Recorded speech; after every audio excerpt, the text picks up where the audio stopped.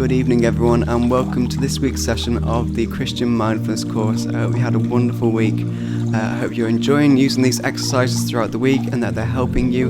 And I hope your anxiety and depression or whatever it is you're facing throughout your life at the moment, I hope you're dealing with it in a healthy way, and I hope God is guiding you through it. So this week, what I'd like to focus on is simply one exercise rather than several. Usually we look at several exercises, one after another. This week though, I want to look at one exercise but do it at length, to really focus on it and to put our energy towards it and to really absorb what it's about. And it's reflected on this passage from the Psalms 46, which you'll know very well, I'm sure, which is Psalm 46 verse 10 to 11, which says, He says, "Be still and know that I am God. I will be exalted among the nations. I will be exalted in the earth. The Lord Almighty is with us. The God of Jacob is our fortress." So what I want to focus on is three different parts to this exercise. It's firstly to still our minds. Secondly, to welcome God into our thought processes and to our guiding the things that we think about. And thirdly, to keep Him at the centre of our mind, to ask Him to be at the centre of it. So let's do that now. So very calmly, I just want to get yourself comfortable. And as we usually do, just start with some breathing.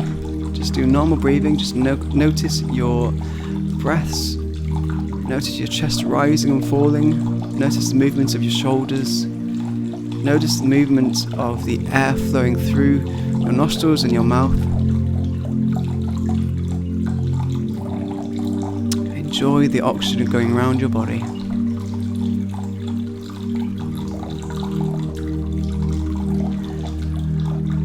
And very simply, for the next 5 minutes, I just want you to calm your mind. Settle your thoughts and focus on allowing Jesus to settle your mind, asking Him to do it. Not emptying your mind, but carefully considering the thoughts that are in your mind so that you aren't overwhelmed during this time. And so that ultimately what you're thinking about are things that are going to benefit you and not overwhelm you. So for the next few minutes, take some deep breaths and just allow yourself to calm your mind.